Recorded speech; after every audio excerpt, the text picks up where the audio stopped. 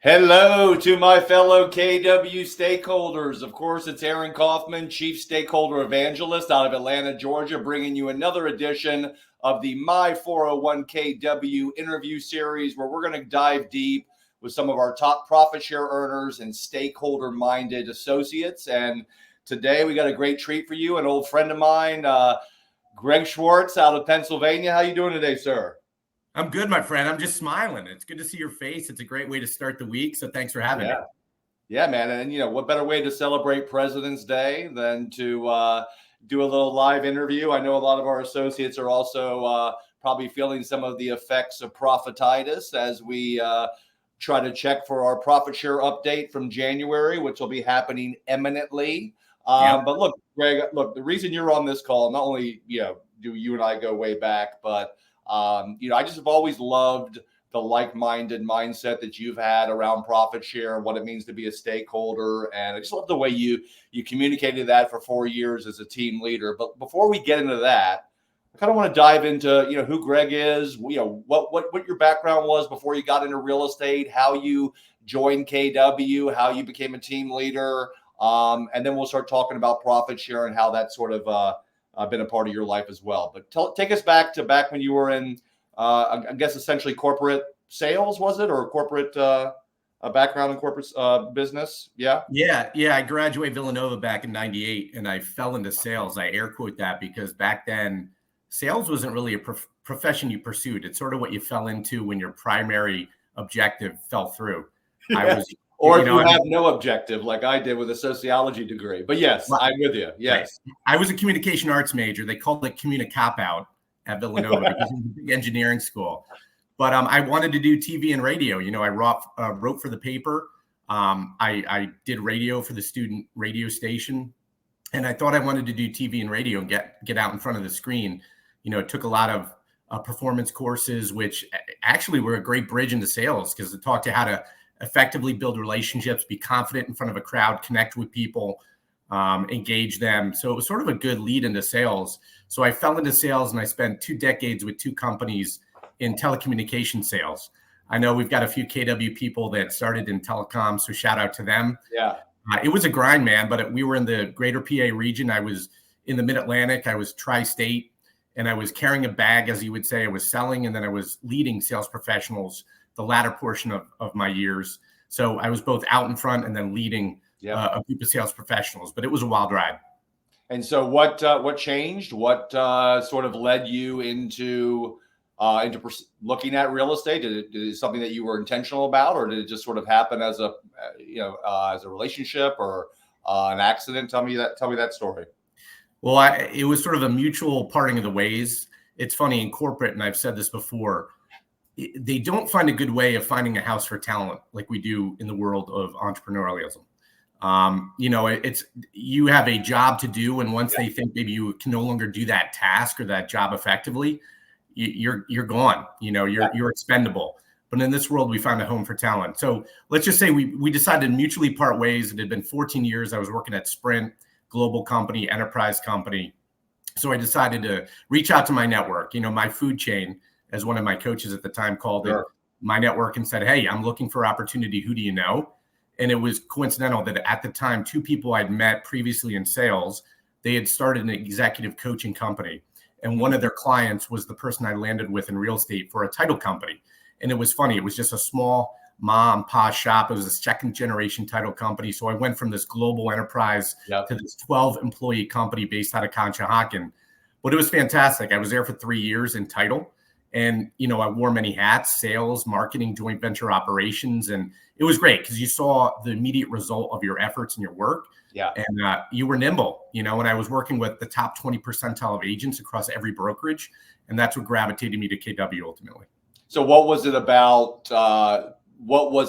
dealing with KW agents that sort of, made, like you said, gravitated you towards KW? There was something different about KW agents, or those experiences, or were there conversations you had that opened your eyes? I'm just curious. Yeah, 100%. I mean, there were top professionals, at every brokerage, and I've said this for many times to many people, but for a large part, KW agents just understood reciprocity. So in the title industry, I was trying to attack it differently. I was creating content, doing marketing, making VIP type connections for the agents, any way to help them build their business and impact them professionally and personally. And at the end of the day, we just wanted an at-bat. We wanted to get a file for the title company to close on. Yeah. So I was approaching it very differently. And by far, the KW agents just understood reciprocity. They understood that if I helped you build your empire, you would help me build mine. Yeah. Where some of the other agents just took advantage of it, quite honestly. So what was the turning point? When did that going from building relationships to, oh, wow, maybe this is a career or an industry that, I want to get into over what you were doing in title? Was there a moment that, because it seems like you were doing okay at the title company, you were happy there, or you weren't necessarily, were you looking for a new career at that point, or were you? No, we were doing very well. We had launched a great joint venture with a new brand that had come to Philadelphia, and that really took off. Yeah. And that was paramount in our growth. But it was just sort of, I was doing the same thing. I was on a hamster wheel. I wanted to do more. I wanted to get back into leadership and impacting people. Sure. I joke it sounds like a Hallmark card, but it's so true for me. I find fulfillment by helping others. I really do it by developing people. So I wanted to get back into leadership. And I had agents and people that would reach out to me and would always say, Greg, you'd be good for this team leader role. It's unique. It takes a certain type of person. I think you're that person. So I started to kick the tires on that interview, and that's where I landed. So let's go back to that moment. Like, okay, so who made the connection for you, right? And it's okay to mention people's names because we're an open book company, Greg. I'll go look up who sponsored you if you make me. But talk about who is the person that was the catalyst for helping you actually take that next step to introduce you to, I'm assuming, an OP or somebody in leadership. Talk about that person, that relationship, that conversation, and then we'll get into, who you met with and what that conversation looked like. Yeah, there were phenomenal people from the get-go. Jeremy Bowers was always a personal friend from telecommunications. Noah Ostroff, Chris Stevens, Kevin Toll. Yeah. Ultimately, I sat down with Dino D'Orazio and ended up being the team leader in Bluebell. Yeah. And that's where I found my home. So Dino is my sponsor. He gave me a great opportunity. I just finished 4 years in that seat, and it was a tremendous job and opportunity to grow those relationships, impact so many lives. And I still love those people. And I hope some of them are on today, are going to watch the replay. They gave me a great send-off on Friday. I'm so thankful. And awesome. The great thing is my new role, I'm going to be in that market center, standing up some work. So I'm going to maintain those relationships, build the profitability, bring in new talent. It's all good things. So it's going to be great. Well, that's great, man. And, we always say, at KW, it's not just about what you get, it's about who you become. Right. And, I love talking to people like you that, they find themselves with more opportunities. I mean, look, we all agree that one of the best ways to create opportunities in KW is to become a team leader. Okay. And there's so many former team leaders that have gone on to ownership, to leadership roles, to all kinds of amazing things at KW. So did Dino end up sponsoring you to KW, or was it somebody that connected you with Dino? No, it was Dino. Dino. Yeah. I love Dino, by the way. Anybody doesn't know Dino, first of all, he's brought me up there like 4 times to teach.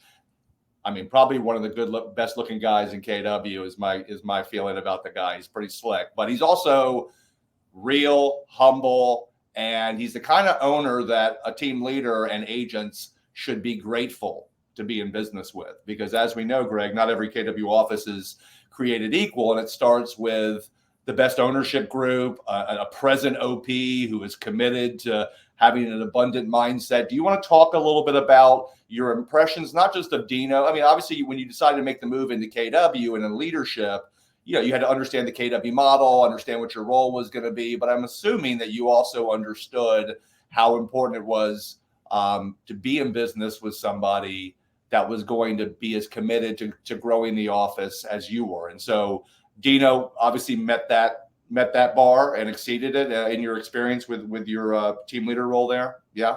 Yeah, correct. I mean, I had been in sales so long. I thought I wanted total control. I thought I wanted the buck to stop with me. But at the end of the day, I accelerate when I have a partner that can roll up their sleeves and work with me. Yeah.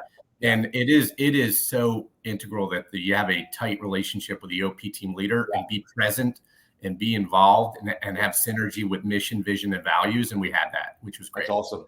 Yeah. So in looking at the team leader role and looking at KW, what were some of the things that really kind of, sparked your interest in making this move? I mean, what were the components of, I mean, I know you wanted to impact lives. You obviously recognized that KW was a training and consulting company. You knew as a team leader, you would have the opportunity to help more people. But was there any, I mean, was profit share even something that was even talked about and an understanding about how it ties into KW? I'm just curious, what were some of your ahas from your meeting with Dino that you said, okay, look, this is it. This is obviously, the industry I want to get into. This is obviously the company and the office that I want to align in. What were some of the big ahas for you going through that process that made you realize, okay, this is where I want to be?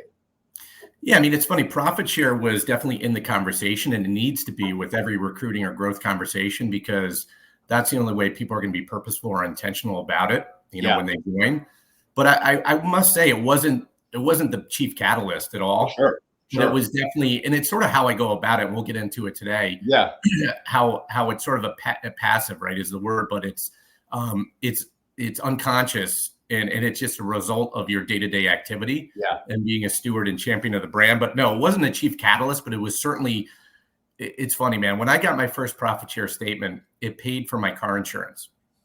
And I tell this story because I came from corporate, like we talked about, and I was highly successful in sales, but I knew that the life cycle value of the deals I wrote, the transactions I did, and the commodity I sold was exponentially more to the business than to me. Yeah.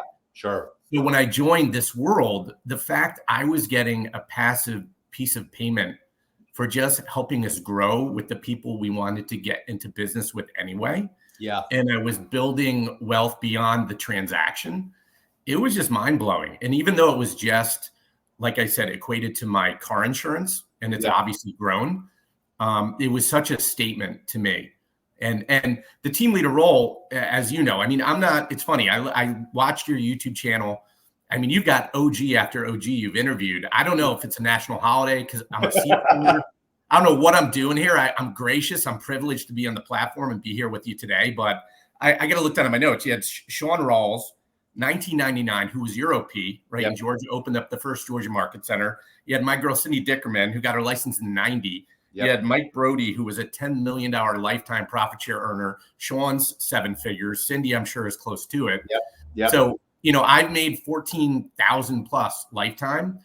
But as you know, in the team leader role, you're not really going to grow your profit share too much. Your job is to get others around you passionate about profit share and help them build their wealth. Absolutely. If you're doing the team leader job right, you're leveraging your people to grow, and in turn, you're growing their profit share. So that was my mindset. Now, as I transition to my new role, I'm going to get really selfish and intentional with it because I'm just in growth. But that was how I approached the team leader role. No, I love that. And Greg, I love how and there's been other people I've interviewed that have been like, what do you mean you want to interview me? I'm not a top profit share earner. And what they need to understand is, we need to showcase everybody that's in this journey, right? I mean, look, I think back to when I was kind of, getting purposeful about profit share, it was great to roll out, the panels at Family Reunion had all of our top profit share earners on it. And, it definitely was inspiring to me. But I think sometimes, we roll out these huge, top profit share earners or these 7th level agents that appear to, have a perfect life. And when you're a 7th level agent who garners the respect of other agents, right? I'm not saying it's easier, okay? And God bless all these people that have used their reputations and their validity to build their profit share trees. But there are many people that are going to watch this video, Greg, that just started at KW, that are brand new agents, that are team leaders, staff members, that want to hear from somebody that's had the experience, that realizes, look, as a team leader, I grew my market centers predominantly through my agents, as I should. Okay. But also you have the right to build your downline. And now you're at this amazing point where you're saying, look, now I'm chomping at the bit to really get purposeful about profit share. And my guess is, Greg, all the conversations that you've had over the years with your own agents, with recruiting appointments, I mean, you've learned a lot, and it's going to make you a much better attractor to KW for yourself. And I think people need to hear those things, because sometimes 10, 15, $20 million in profit share, it doesn't seem attainable, Okay, when you joined KW 30 years ago and attracted, some regional directors, right? So people need to understand there are people in the journey that are doing it today that are just as intentional as anybody else and who have wisdom to share like yourself. So, so let's go back, because that's one of the reason you're on this call was not only, I always loved your Facebook posts. You literally you would speak my language, and I would just love the way you communicated the KW value proposition. But I want to kind of go back to when you took over this team leader position and you realized, okay, my number one job is to grow this office. Okay.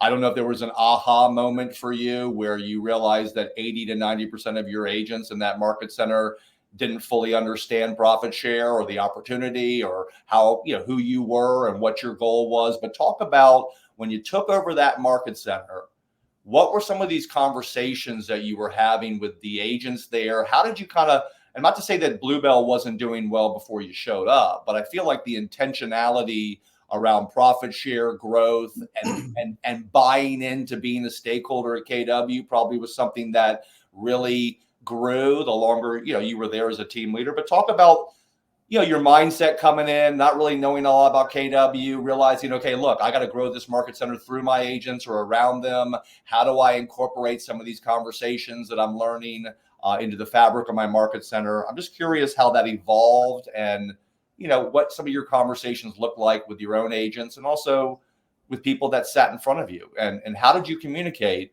What was your way of communicating the KW value proposition and the value of your market center to a recruit? Yeah, it's funny. So I came in and I started to recruit around them because I was the rare bird where I enjoy cold calling. Right. I grew up pounding the phones and knocking the doors. So, I just came in and said, all right, I'm going to go around them. I'm going to make my own. I have to do this. But, and it's funny. And then you had that one belief that a lot of the agents showed is, oh, he wants me to recruit for him.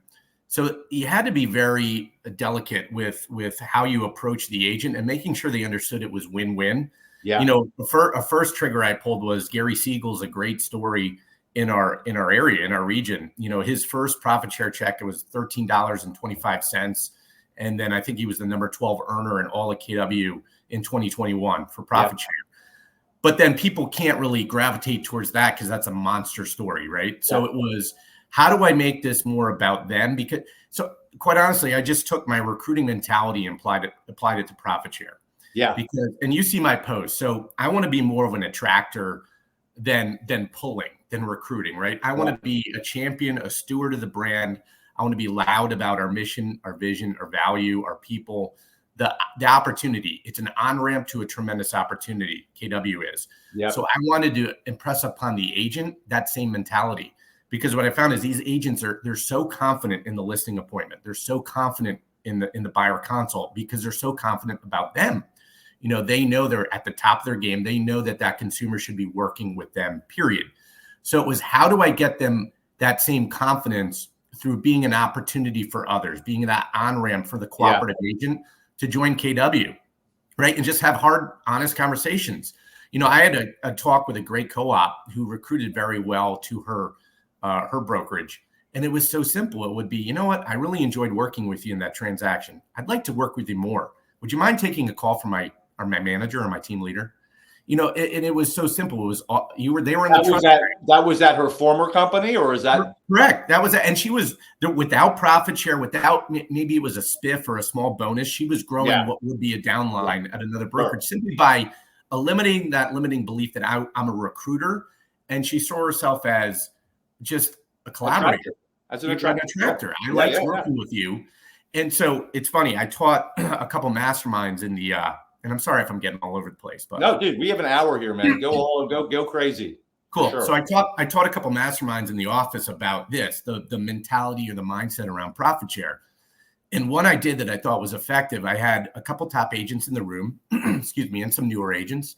And I had a whiteboard and I said, all right, Tom, Lee's in the room here.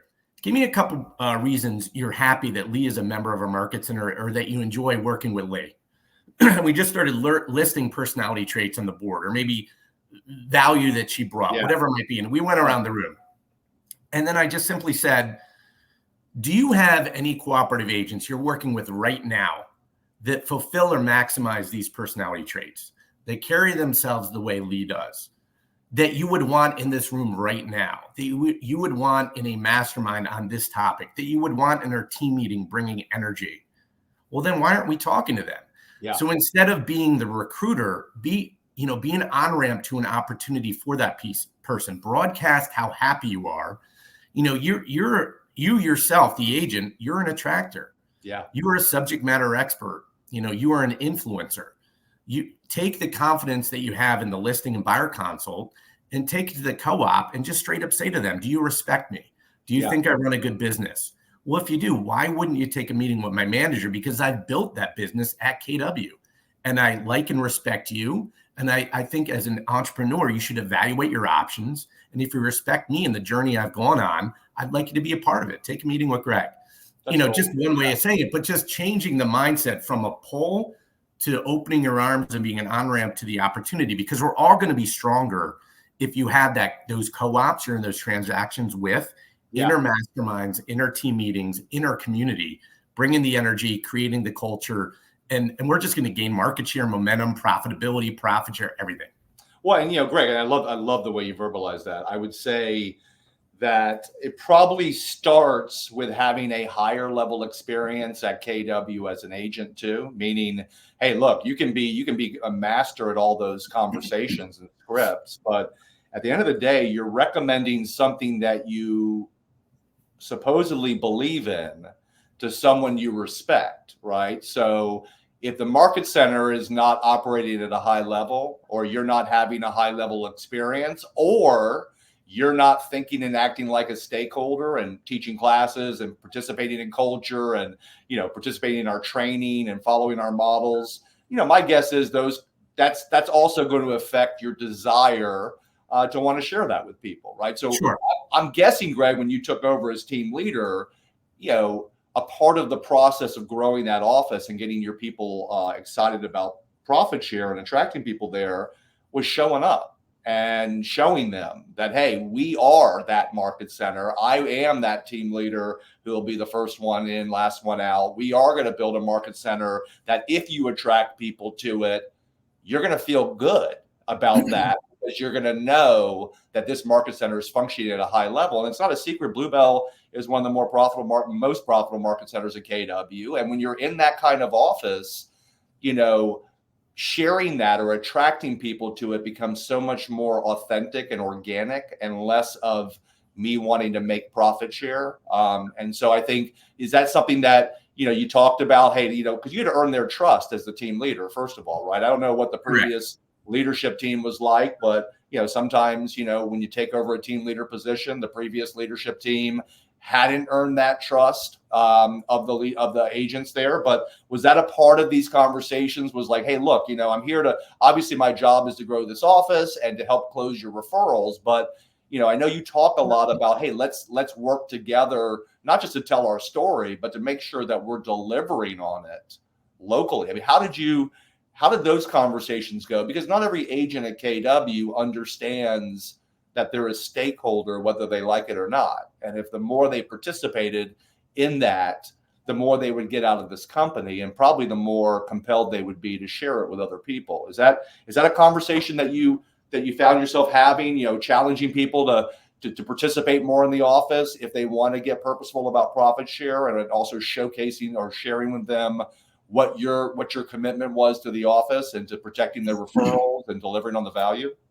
Yeah, definitely. A team leader role, the proof is in the pudding first. You have to show that you can recruit, so that when they put these referrals in front of you, you're going to do your job, you're going to close, and you're going to help them build wealth. Yeah. So I think at first it's almost like an interview or a show me process when you come in. Yeah. Right. That you're capable to close, our value proposition, and you're going to get the job done.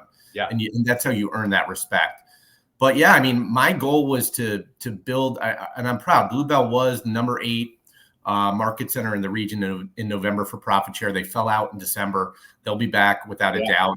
I was trying to get to the 35% participation. We're at 33% in the vital signs as far as agents with the downline and participation. That's amazing. That's great. Yeah, but it was definitely a prove me, and then me just showing them how passive they could build profit share by using me and you mentioned the content, using my messaging, using what I would create and simply doubling down on that message and creating more optics and being louder about our value, being louder about what we were doing so well, leveraging K-score, leveraging all the tools at our disposal to build profit share and go about it passively. And again, I come back to the word profit share is passive, but the act of growing it can be so passive as well. Just sharing what the market center is doing, sharing the energy, sharing the culture, sharing the training calendar, sharing the messaging of your leadership, sharing the people that join the market center as attractors. Exactly. People want to follow that. People want to be a part of it, especially in a skill-based market right now that we're in. They yearn for that, right? So I think the act of creating it is passive in itself, but it was a show me, then have those one-on-one conversations about the value of profit share, using some real life examples. And that was another process, building trust with some top agents and earners to share what they've made, right? To come in front of a group and share their statement, to share their journey on profit share and make it ultra local and hyper local, because people love the big stories and your $1 million producers lifetime, et cetera. But when you get hyper local, maybe it's a guy like me, 14,000 year to date, but on a mission to grow it with the right messaging and mindset, it really hits home. So they like that. Well, then that's what, I think that was a big catalyst for really getting me to light my fire around profit share, is that, I loved how my team leader, the first stakeholder meeting, and yes, we call it stakeholder meetings in Atlanta, which coincidentally is the most profitable market at KW. So people might want to consider using that terminology, stakeholder meeting over sales meeting. But I just remember the first stakeholder meeting after the 21st of the month, he would get up in the front of the room. He would print out all of the profit share statements, right? Print out the paper, right? Which thank God those now are on the intranet, because not every market center was passing those out, even though they were such a great tool for having conversations around profit share every month. But he would get up every month after the first stakeholder meeting after the 21st, and he would stand up there with this stack of profit share statements, and he would start passing them out. And he would start with the smallest, because oftentimes the smallest one is somebody's very first profit share statement, check. But there were people in my office like Jennifer Barnes that was getting checks for $10,000 a month. Okay, and that got my attention. Okay, but I think the challenge we face right now, Greg, is that in a shifting market, when profit share's down a little bit, and for some market centers in our company, they're not even profitable right now. Okay.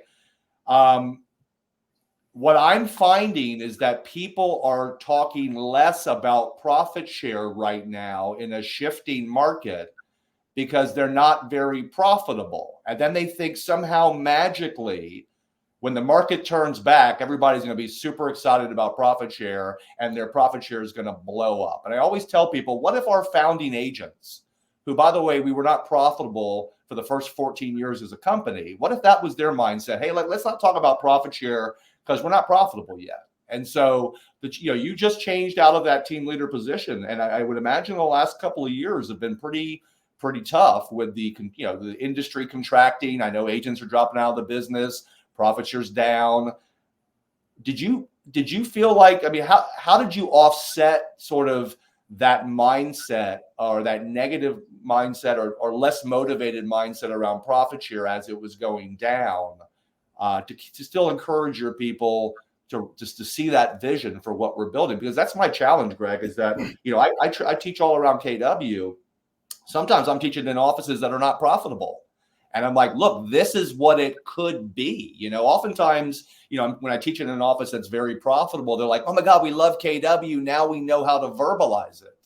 But when I'm in an office that's not profitable, I'm painting a vision for them, and I think that's the challenge for us as a company right now, particularly when you have a lot of these new flashy objects that are touting how much more money you can make, let's say in rev share versus profit share in a shifting market, which of course you can make more money in a shifting market in a rev share company because you don't care about profitability. Okay. But the point is, how are we going to power through this shift and stop, I'm not going to say apologizing for profit share, but not talking about it because we feel inadequate or that it's not as big as it used to be, or that we're not profitable. What do you tell market centers that are not profitable right now, or don't have high amount of profit?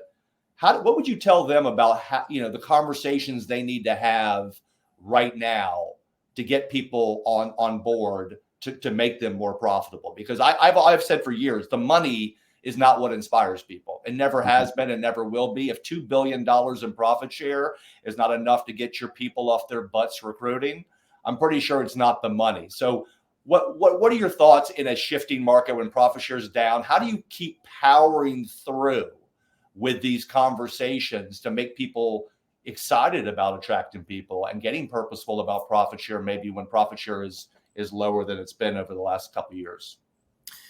Yeah, transparency. That's why we weren't hiding about the importance of growth in a shifting market. We weren't hiding about our margins as a market center. We were very transparent with how important growth is, how important profitability is if we want to maintain value and all the leverage we had and continue to grow, how paramount growth is.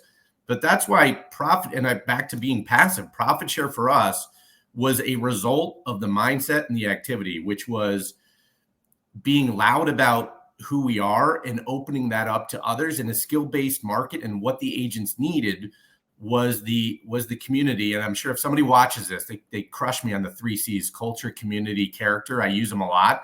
It's so true, but people need what we were offering. Yeah. I would tell people to invite them to our team meetings, see the energy, see the value, see the performance, see the core partners that we have to help you close more deals.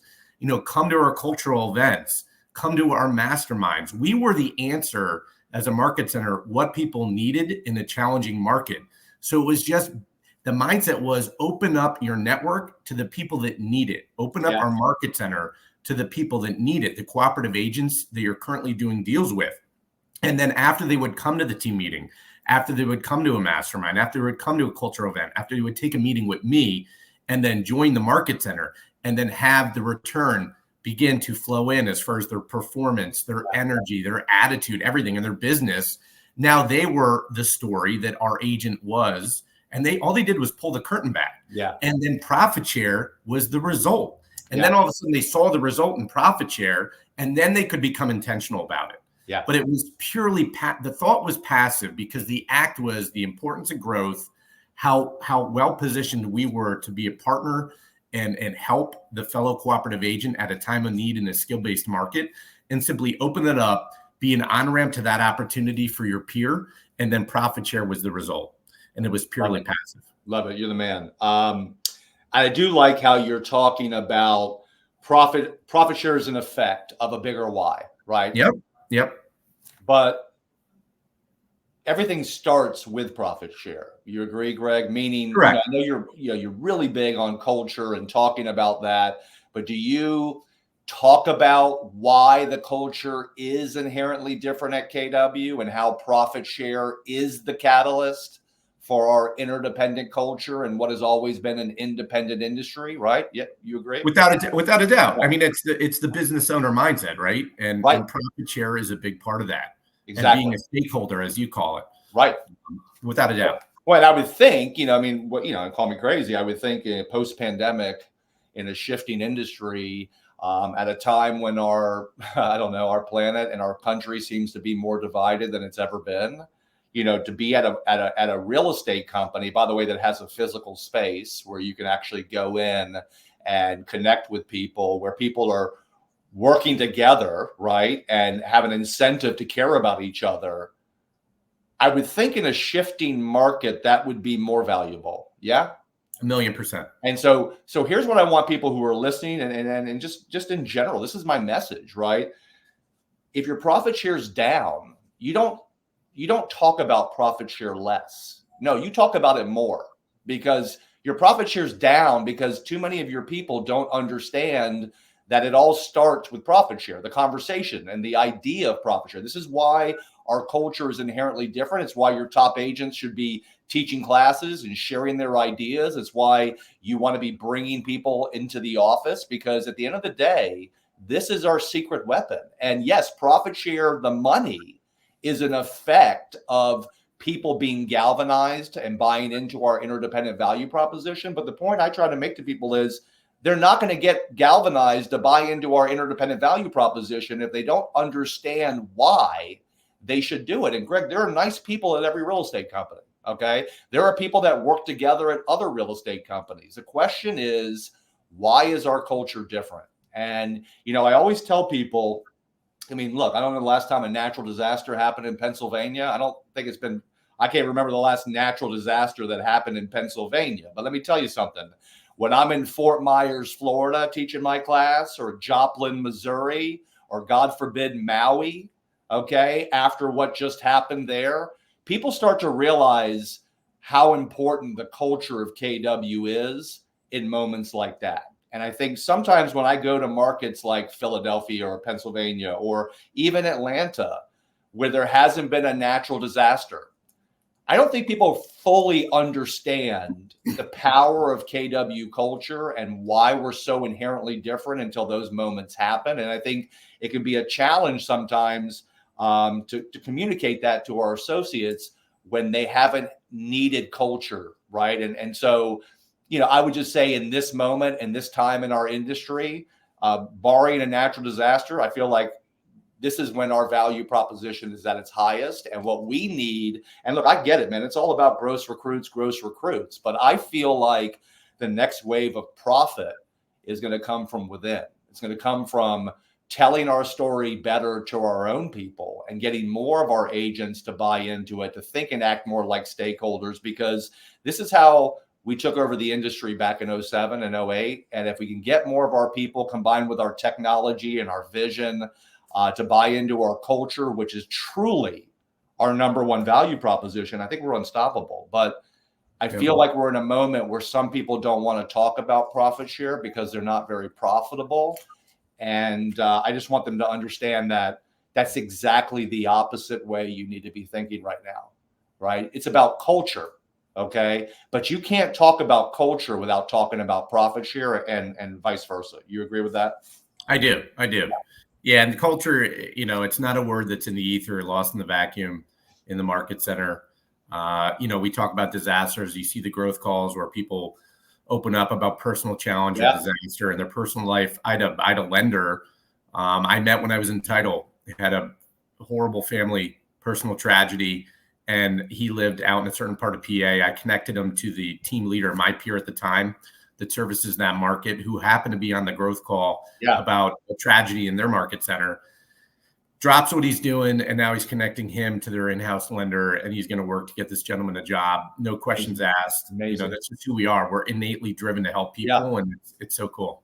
Well, and look, you gotta. And I say this, I find myself saying this every time on these calls, but my good friend Mahogany Rose said it once, and I'm going to make it my own. She said, "Look, we're on the third generation of KW. Okay, there are a lot of people in KW, a lot of leaders in KW that have only been with us for a couple of years. They don't know who we are, where we came from, where we're going. And look, I've been all up in Houston for the last couple of months. I've been teaching nonstop in the Houston area. They're awesome there. But, I always talk about mega relief in my class, which for those that don't know, back in 2000 or about 7 years ago, Hurricane Harvey hit Houston about a month before Mega Camp. And KW decided to pivot and turn Mega Camp into Mega Relief, and 4,000 of us descended on Austin, Texas, right? And we helped our agents demuck their homes, and there were fires going on in Northern California that were affecting our associates, and we raised about $20 million for all of these associates that were affected by these natural disasters. And what people need to understand is that money didn't come from KW, okay? That money came from us. Now, here's the part I'm trying to get to. When I tell that story in Houston, Texas, 80% of the people in the room don't even know what I'm talking about. And so I just want to make it clear that if we do not start telling our story better to our own people, our competition will. And where are we going to be 30, 50 years from now when, God bless him, Gary Keller, he's not going to live forever. Mo Anderson's not going to live forever. For the people that are purposeful about profit share who are listening to us right now, who understand this ain't about our next check, man. Okay. This is about a legacy that we're trying to build and protect. I care about where my profit share checks are 50 years from now. Yep. And so I'm just curious what your thoughts are about that, as far as, look, if we don't tell our story better, right? And that was that's why you're on this call, Greg, is that you've always told our story so great, and just how you incorporate profit share and all that stuff and our culture into all your conversations around KW and our value. Do you agree with what I'm saying when it comes to, because, you probably saw it in your own office, right? You were there for 4 years.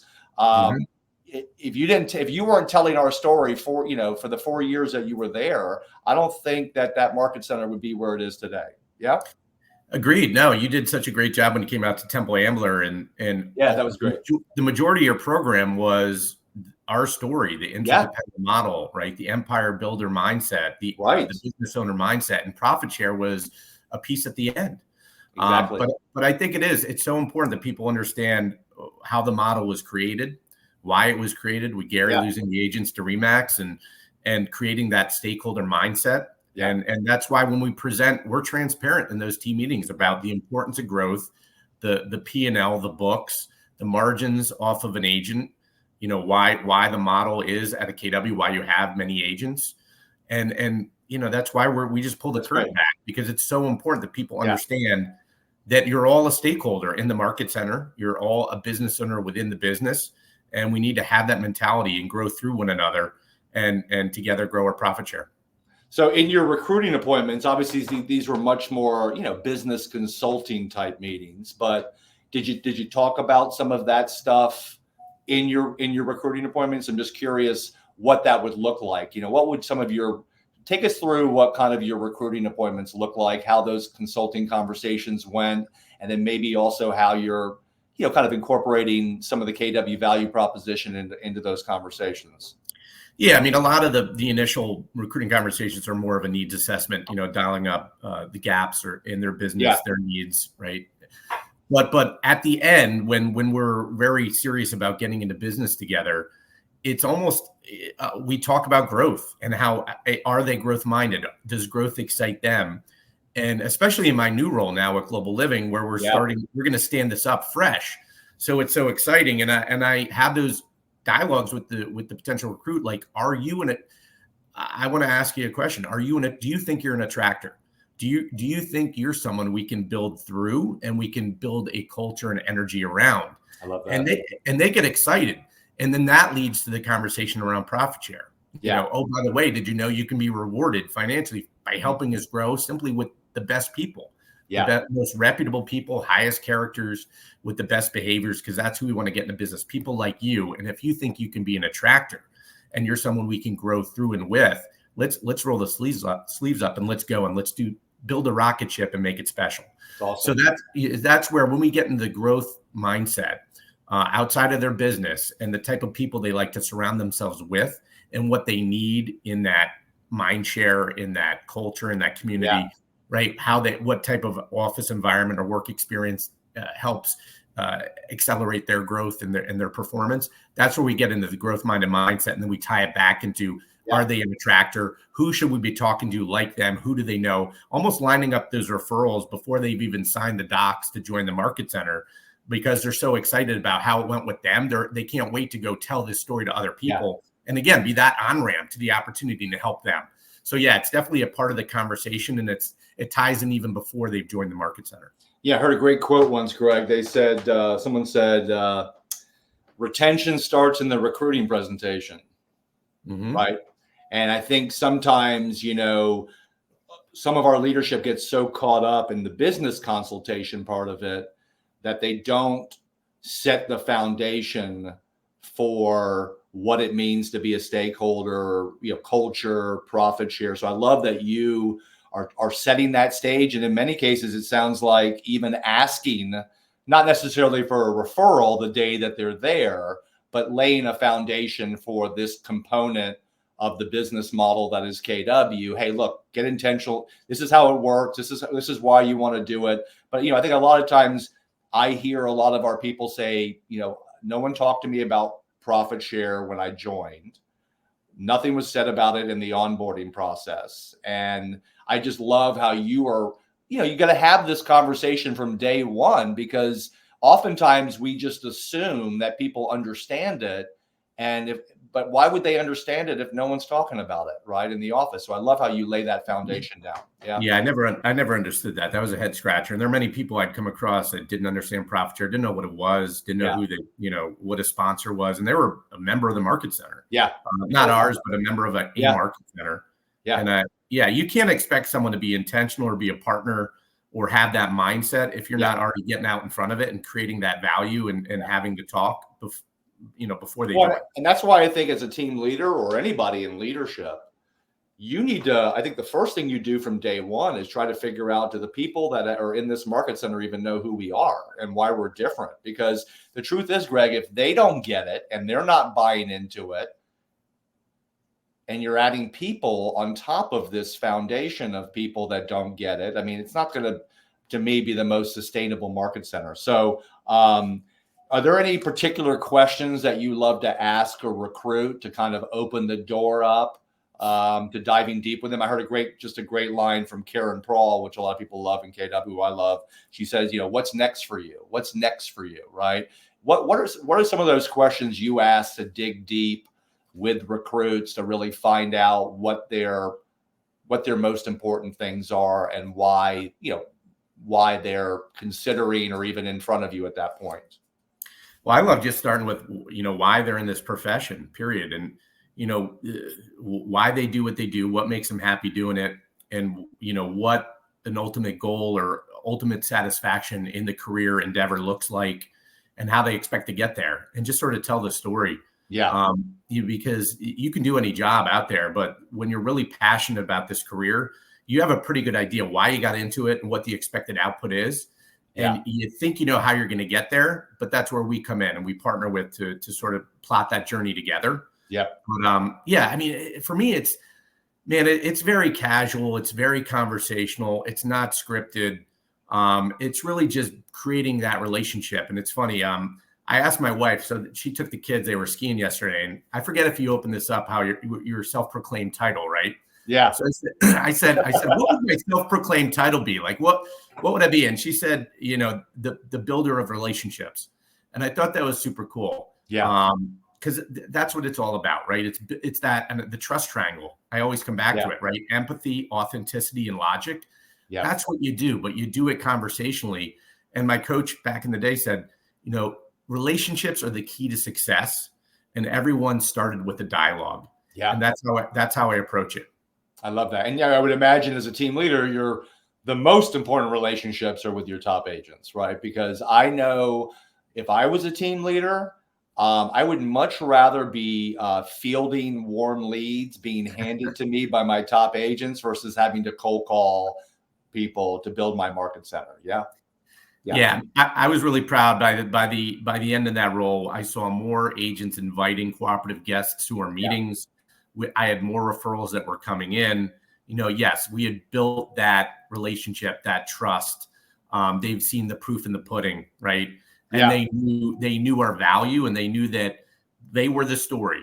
That people like them could accelerate their business in our environment, and it was only a matter of opening the door and offering them that on-ramp to that opportunity. Like I was saying. And you know what I love about you guys? I mean, Dino's ownership group is in how many offices there? He's in 3: Horsham, Montgomeryville, and Bluebell. Right. But you guys, what I love about KW in Pennsylvania and Philly area is that you guys tend to work pretty well together. I don't know if that's because you're all under John Clyde, who's now our director of growth. But that's another thing that always sort of blows my mind is when I go to a city where there's 5 or 6 market centers, but only one has booked me, and they don't tell the other offices about it, right? So when you got people like Mike McCann, okay, who when you could do an event and get a top agent in front of Mike McCann, at an event, or Noah Ostroff, or some of these people that are just, literally monsters of real estate. That is such a great leverage tool to grow your downline too, is just getting people to training. And I don't know, if you're going to family reunion this year, I know you have a new position now. I am. I'll be there. I'll be there. No, but I'm just saying, like, what better tool to grow your downline than to get a top agent to family reunion? You don't think you get a top agent to family reunion, they're not going to come back, particularly in this moment when we've got Tim Robbins, Mel Robbins, and the moment that we're in as a company when our value is as strong as it's ever been. Yep. Talk about leveraging events, as a way of, look, because, a lot of people, whether, they don't, recruiting can feel icky. They don't feel like they're not valid enough to have a high conversation, or they just assume someone's been recruited 1,000 times. Talk about the power of just leveraging the abundant training and culture of KW and getting people to events, and how powerful that can be as a recruiting tool. Oh my God, it was great. I mean, in the Market Center, you have your personal training calendar that the team leader and the staff creates. You've got the region and their training calendar. Yeah. You've got KWRI. I mean, there's so many levers you can pull for training. Exactly. But yes, as a team leader, you want to create your own personal trainings that are VIP, unique, fun. I mean, you have to put your agent hat on and say, would I go to that? What would I glean from it? Is it impactful? Is it essential right now? Can I put it right to work to grow my business? Would I go? So you need to have it unique, creative, and fun.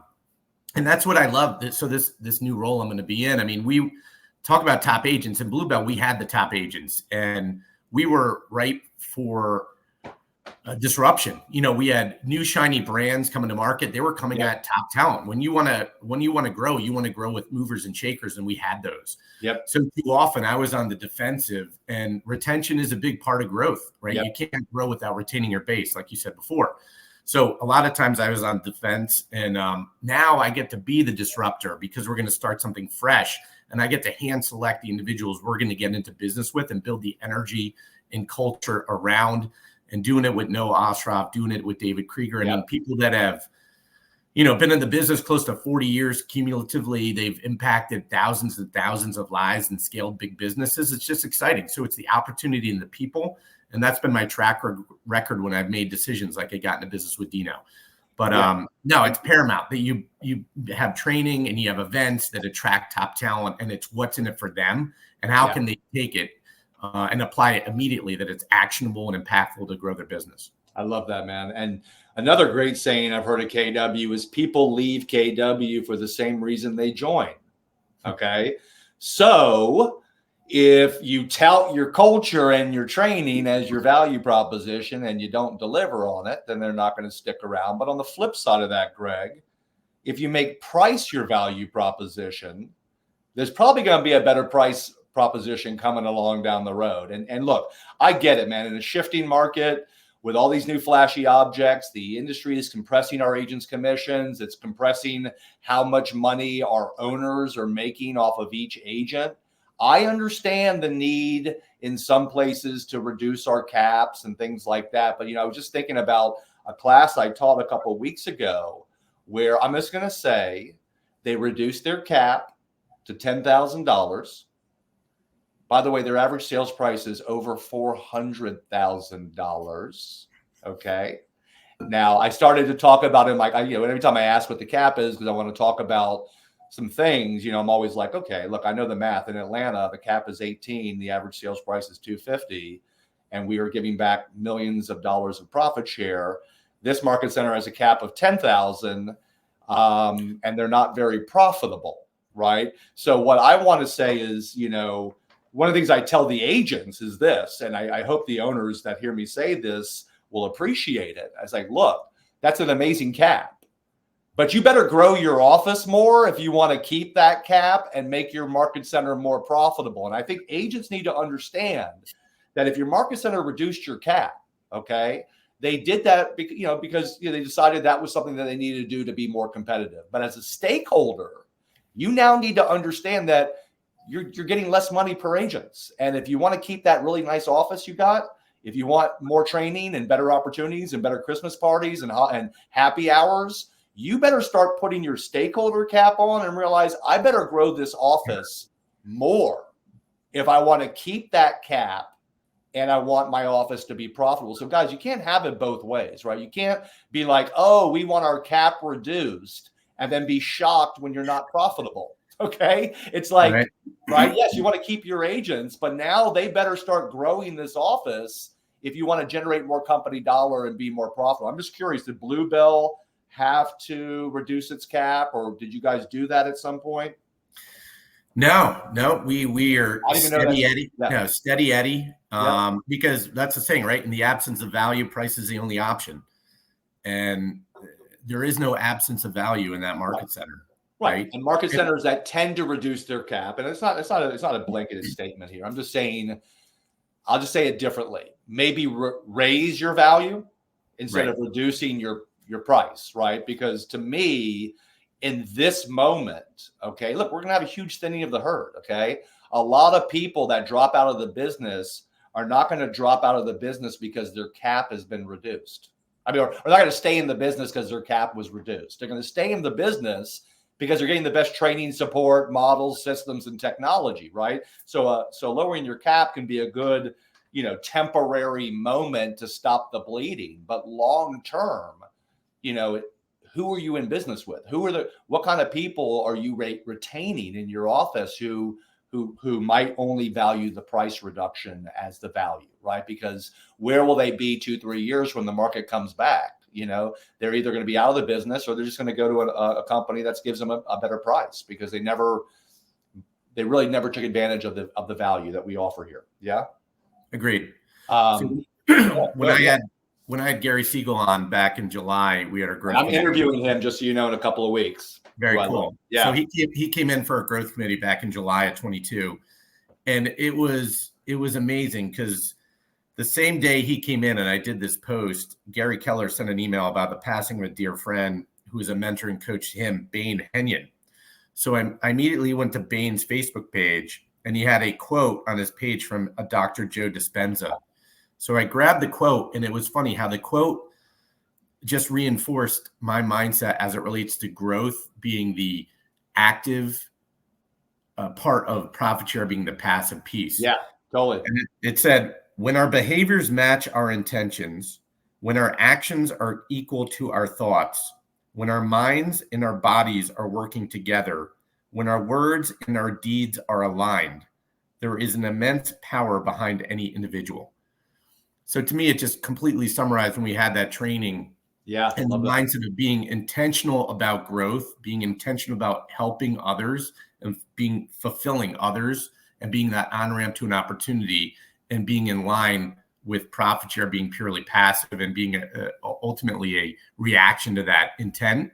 I love that. Man, I was walking today thinking about profit share as a whole. And I was, again, going back to the previous interviews you've had, seven-figure people on profit share. And I'm thinking, good Lord, is there anything else purely passive like profit share where, like, just to be raw, you could literally stay between the sheets all day in bed and reap seven figures without getting on a phone. That's my dream. I mean, honestly. No, but without, like, profit share is a model, without getting on a phone call, answering an email, talking to a financial planner, being a landlord, like literally, like, you are the on-ramp to welcome them to the market center. And then it's up to the market center to deliver the value in that interdependent model to retain that talent and help them grow and in turn net you more profit share. It is just, the passive element of it is mind-blowing when you really think about it. And every other investment you can make or take, once the asset is secured, you got to do something. You got to be call, email, be available, accessible, whatever it is. It is like you rely on the model and leverage to let it run and feed your net income. Well, I love that. And, and that's why, when people try to compare profit share to rev share, without me going, with my head exploding off my neck. But the biggest difference is rev share only creates a downline relationship, and it is your job to train and nurture them there because they're not a training and consulting company. So it's not passive, it's residual. And I'm just going to say this. I'd rather make $100,000 a year passively than have to work 60 hours a week making $200,000, okay, or $300,000. $100,000 passively is worth 10x to me, okay? Yep. Because the truth is, Greg, as you get older, and I turned 50. I'm about to turn 51. This year literally went by like nobody's business. Time is the most valuable thing to me these days, not money. All right. So even though, and that's why I want people to understand that even though profit share is down, and heads up, we still gave back $100 million in profit share last year in the middle of a shifting market, okay, and shifting industry. By the way, January is already up 17% year over year. I have no doubt that this year will finish 20 to 30% higher than last year. But I have no idea where I'm going with this conversation. But the point is, I believe, man, I believe that, as we emerge from this shift, and I will say, Greg, as a much stronger real estate company. Okay. Mm-hmm. And I think people need to understand, I heard a great saying from Dinah Kokoska. She said, you got to get people into pain to create change. Right. And look, KW's been a rocket ship, man. I mean, up until about 7-8 years ago, we had no competition. This thing was like a rocket ship. We were just taking over the industry. And then, the Wall Street backed tech disruptors came in, the flashy new objects, publicly traded virtual rev share companies that were funded by, that were just buying up market share. But I will tell you this. The best thing that ever happened to KW, I believe, is all those things. Because the people that I talk to in Austin, Texas, they are more committed than they've ever been, not just to lean into who we are as a company, but they're more committed to profit share than they've ever been. And I'll tell you, man, a lot of people didn't want to talk about some of the things that we needed to do to be a better company or how to grow profit share. And I'll just tell you, I feel like EXP, Real, LPT, Compass, all these companies are the best thing that ever happened to KW, because now we're forced to be a better company. And over the last 5-6 years, while we've been building our tech and doing a lot of things internally that don't get headlines or that people in our own company don't even understand, I'm just telling you guys, we will come out of this shift a much stronger real estate company. And I have no doubt that we're standing on the brink of what will be the golden age of profit share. And so as a guy in your position, Greg, who now has served his time, okay, as a team leader, and as everybody in leadership says, look, you got your MBA, okay, you got your MBA in real estate, right? I mean, there's not any conversation you can't have with anybody. It's the reason why you've now been, asked, or I don't know how it happened, but why you've now grown into this growth role with one of our big expansion teams. How are you going to take everything you've learned up until this moment to get selfish and to build your profit share for you and your family? I know you got a great family, that you're driven by something bigger than just, making money. Talk about, as we finish up this call, how all of these experiences up to this moment and moving forward with your new position are going to really be the catalyst behind you getting uber intentional about building your profit share legacy. Where are you now with that? And what are you going to do? Or is it just going to be an effect of being the director of growth for this expansion team? Or is there going to be some more intentionality around this? No, I don't think I'll ever lose two parts. I'll never lose coaching the agents about the importance of profit share and growing through them. And Global Living has a really great referral program to reward the agents for bringing in talent. So yeah. I'll never lose the being intentional about growing through the agent and teaching. So you will be purposeful in your market center as a stakeholder, continuing to add value and getting people excited about profit share, even though you're working on the expansion team. 100%. But here's the great opportunity. I get to be. So I was the team leader in the market center. Well, I can still be intentional now with growing through others, but that's Jersey living and Philly living instead of sitting down the shore. Yeah. But guess what I'm doing? I'm standing up new teams in the suburbs. And if you look at the title, it's growth director. It's not team leader. So I can be selfish about growth. because it's what I love doing. I'm Yeah. growth minded, and now I'm the catalyst in bringing new top talent in.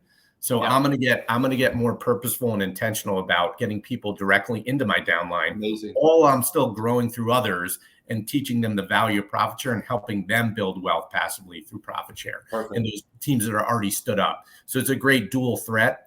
But believe me, yeah, I'm going to get really, really selfish. All right. So imagine that everybody who's watching this and who will watch it when it's recorded, imagine they're an agent in your former office or in your office now when you were a team leader, and they come to you and they say, Greg, I want to get purposeful about profit share as my team leader.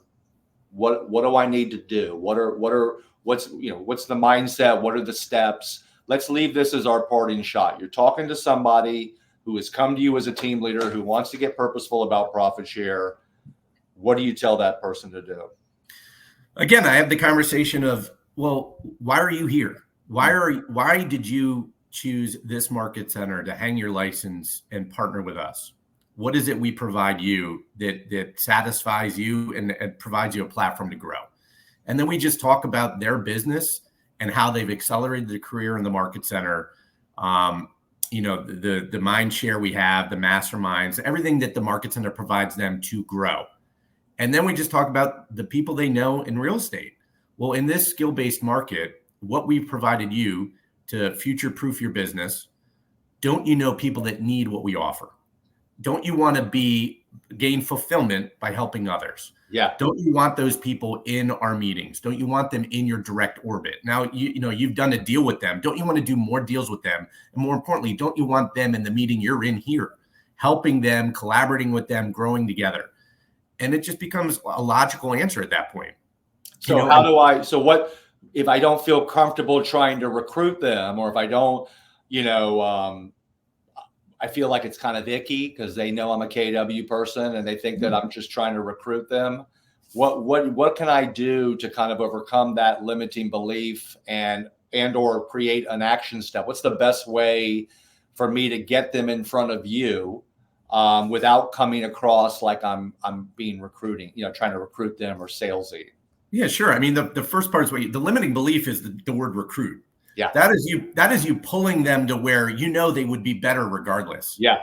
You're offering a hand. You're offering an opportunity to impact them like the market center impacted the agent I'm talking to. You're just being transparent about your journey, right? So forget the term recruiting. You're not a recruiter. The team leader is the recruiter. You're the partner that's providing the opportunity to have a conversation with the team leader. Awesome. So really it's building the relationship with the cooperative agent first. In that trust triangle, right? Empathetic, logical, authentic, whatever. And then it's just opening up. I'm here for this reason. I would love to impact your world and your life and your family the same way that this market center's impacted mine. If you like and trust me and see me as someone that's built a good business, why would you not take a conversation with my team leader? You're an entrepreneur. Why would you not evaluate your options as a business owner? Take the call. Look at me, proof and point, case and concept. Yeah. I want you in my orbit. I want to do more deals with you. It will give me fulfillment by helping you take a call with Greg. That's great. It's just authentic, man. Yeah. And I heard, we'll finish this with a great quote from Ben Kinney, our top agent, right?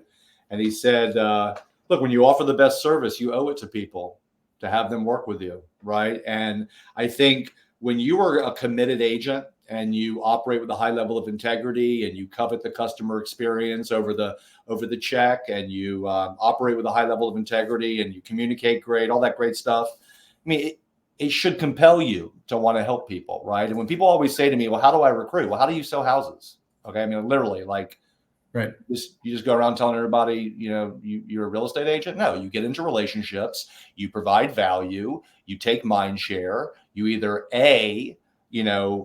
wait for their why to change, right? And I think a lot of people's whys in the recruiting world have changed. You might have talked to somebody 5 years ago who just went through the pandemic and whose business is struggling, whose why is completely changed, right? So, the other option, of course, is, if they're in a relationship or with a company, sometimes those relationships don't live up to the past, right? So not every conversation you have with somebody has to end with a recruiting appointment, right? It needs to be take mind share, provide value, find their pain, offer them a solution. And when the timing is right, then you extend that olive branch to get them, to show them a better way. Hey, Greg, man, I can't thank you enough, man. Close with one thought. Yeah, please. Yeah. So I would, if you're an agent, I would say be as confident about the brand as you are about your business. Yeah. You're here for a reason. You're uber confident in that listing console and that buyer presentation. You're here for a reason. You just need to be as transparent and confident about the brand as you are your business. And that's how you become the on-ramp to the opportunity, right? And that's all it is. Well, and look, if you don't teach classes, participate in culture, adopt our technology, seek out knowledge and referrals outside your market center, care about the growth and profitability of your market center, my guess is you probably won't be that compelled to share it with people. So demand your staff to create content and be a leverage point for you to broadcast the attractor status of your market center. Exactly. That's what I love about you, man.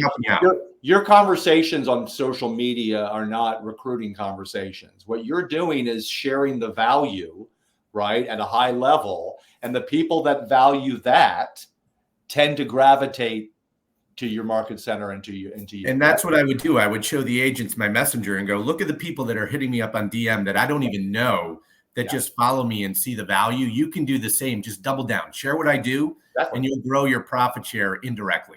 And if we don't tell our story, right, I think our competition probably will. And they're probably not telling our version of our story. Hey, Greg, man, thanks a lot, dude. I know you felt like you weren't worthy for this call because of how much you've earned so far in profit share, but I know you've dropped some incredible nuggets and wisdom. And there are people on this call that need to hear from people that are in the journey phase who are still, trying to build their, get their unfair share of profit share. So thanks again, brother, for spending your time. I'm definitely going to bump into you, I'm assuming, in Vegas next week. And I hope I didn't ruin any President Day plans you had for celebration. Not at all. Listen, I like it. I got a workout in. This is my third call. I may be wearing Nike sweats with the button on. You never know. Yeah. But I'll see you in Vegas. I hope my goal today was to help with mindset and a different perspective of approaching profit share. 100%. And I hope I hit it home.